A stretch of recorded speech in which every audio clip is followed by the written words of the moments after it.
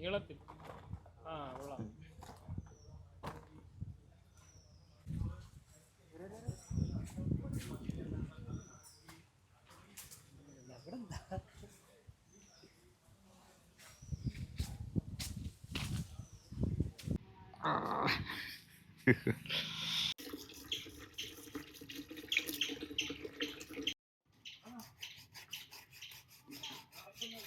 ചൂരയൊക്കെ എപ്പോഴും വെട്ടുമ്പോഴേ വീതിയുള്ള കല്ലിൻ്റെ പുറത്ത് ചൂര വെച്ച് പിച്ചാത്തി വെച്ച് അതിൻ്റെ ചിറകൊക്കെ വെട്ടി വൃത്തിയാക്കണം.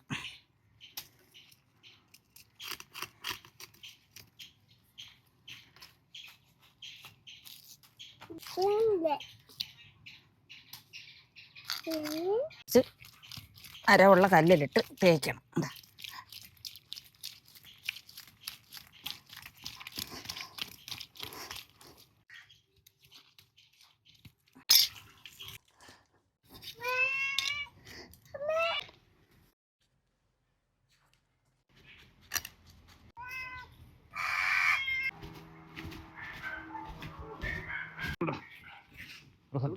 ഇവിടെ സെറ്റായോ?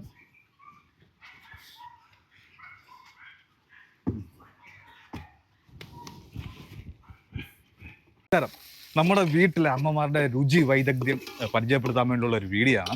നമ്മുടെ കറി എന്തോ ഇന്നത്തെ കറി എന്ന് പറയുന്നത് നമ്മളെ കേരയാണ് കറി വെക്കാൻ പോകുന്നത്. കേര 2 കിലോ കേരയാണ് കഴുകി വൃത്തിയാക്കി വെച്ചിരിക്കുന്നത്. ഇതിൻ്റെ അകത്തുള്ള ചേരുവകൾ ഇതിന്റെ ചേരുവ എന്ന് പറയുന്നത് നമ്മൾ 1/2 കിലോ കൊച്ചുള്ളി, 1/2 കിലോ സവാള, കുറച്ച് പച്ചമുളക്, 4-5 പച്ചമുളക്, ഒരു 2 പിന്നെ തക്കാളി, പിന്നെ നല്ല മണം വരുന്നുണ്ട്.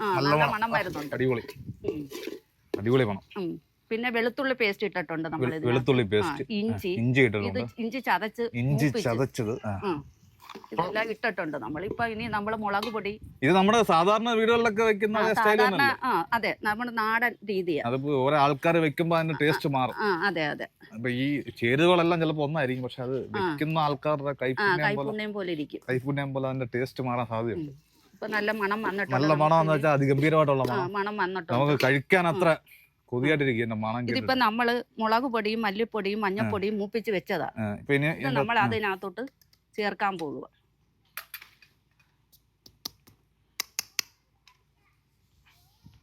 മല്ലിയാണ് നമ്മൾ ആദ്യം മല്ലിപ്പൊടി എടുത്ത്, പിന്നെ കുറച്ച്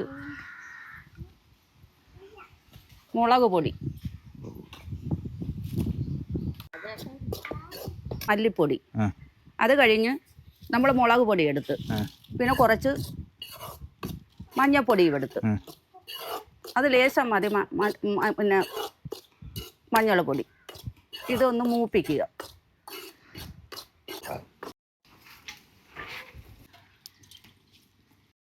കുറച്ച് കടുകിടുക.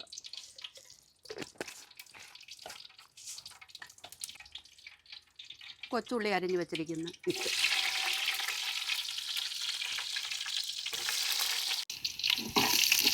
കുറച്ച് കറിവേപ്പില, ഇഞ്ചി ഇടുക. ഇഞ്ചി ചതച്ചതാണ്.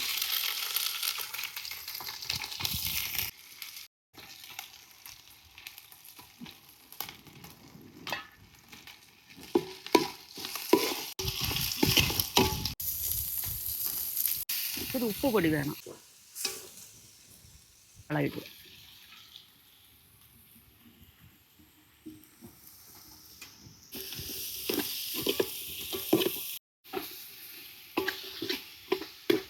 പച്ചമുളക് ഇടുക. പച്ചമുളക് ഒരു 5-6 എണ്ണം ഉണ്ട്, അത് കീറിയിട്ടിരിക്കുക. അടുത്ത ഐറ്റം തക്കാളി 2 എണ്ണമാണ് എടുത്തിരിക്കുന്നത്.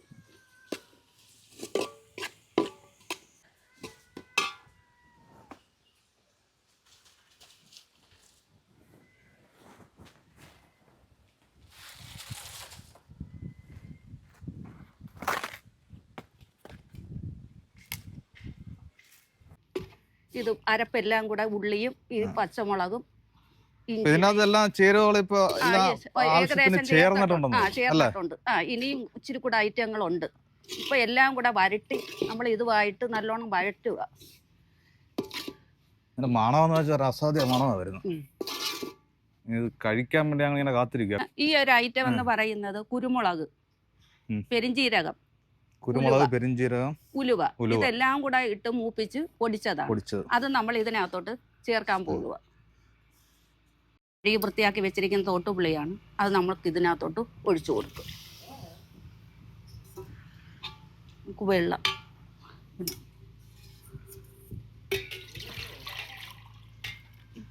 നമ്മൾ വെള്ളം ഒഴിച്ചു കൊടുക്കുക.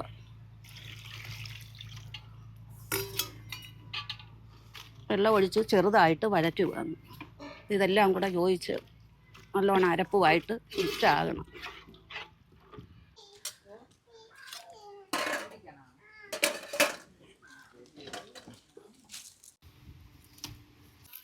മീനിടാൻ സമയമായി വരുന്നുണ്ട്. കറി പിന്നെ എത്ര സമയം എടുക്കും മീനിടാൻ? ഇല്ല, ഒരു 10 മിനിറ്റ് എടുക്കും. 10 മിനിറ്റ്. കറി ഒരുവിധം തിളയ്ക്കുവാണ്.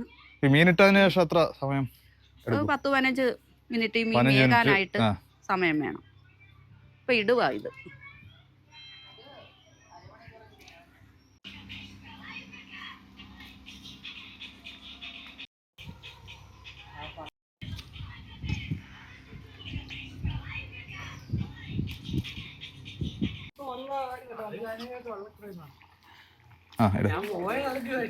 കറി ഒരുവിധമൊക്കെ തിളച്ച് പറ്റാറായി. ഇതിനകത്ത് ഒരു ലേശം കായപ്പൊടി നമ്മൾ വിതറുക.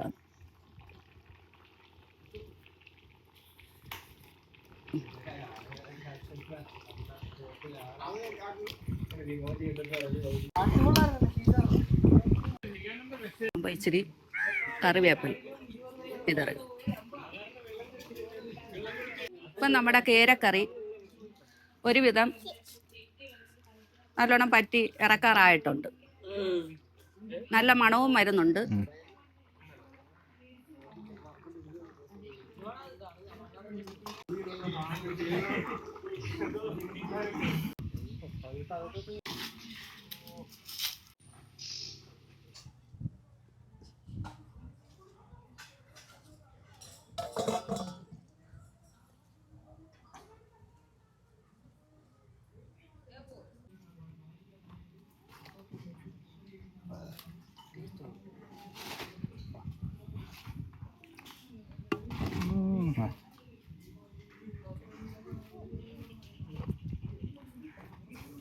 നല്ല ഗംഭീര മണം വരുന്നുണ്ടല്ലോ.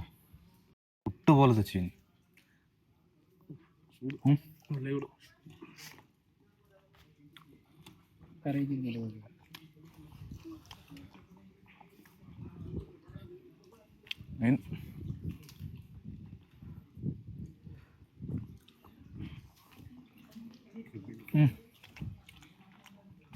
അടിപൊളി മീൻകറി. പക്ഷെ നമ്മുടെ ഏത് ഹോട്ടലിൽ പോയാലും കിട്ടാത്ത, അത് നമ്മുടെ വീടുകളിൽ തന്നെ വയ്ക്കുന്ന ഒരു മീൻകറി. അതിനൊരു പ്രത്യേക ടേസ്റ്റ്. അങ്ങനെയുണ്ട് മീൻകറി. സൂപ്പറല്ല, അടിപൊളി മീൻ.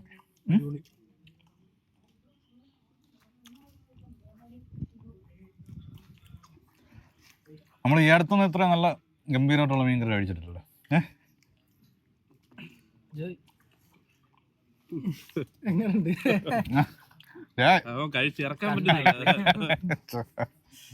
അടിപൊളി അടിപൊളി.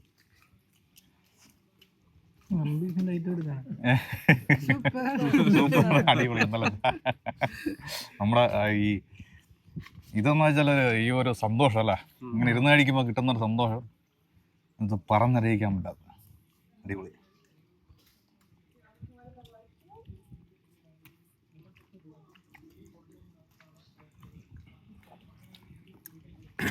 ഇത് നല്ല ഫ്രഷ് കേര അല്ലേ, അടിപൊളി കേര.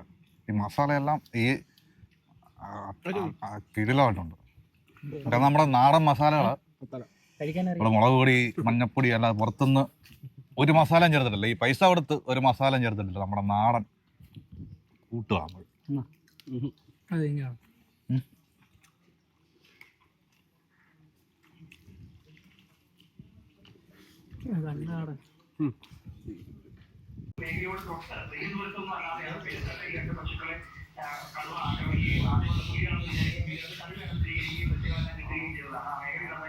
കൂടുതൽ കടകളുടെ സാഹചര്യമുണ്ട് എന്ന് തന്നെ തെളിയിക്കുന്നതാണ്. ഈ ദൃശ്യങ്ങൾ പുറത്തു വന്നിരിക്കുന്ന വിനോദസഞ്ചാരികളെ പോകുമ്പോൾ അതിനെ ചിത്രീകരിച്ചത്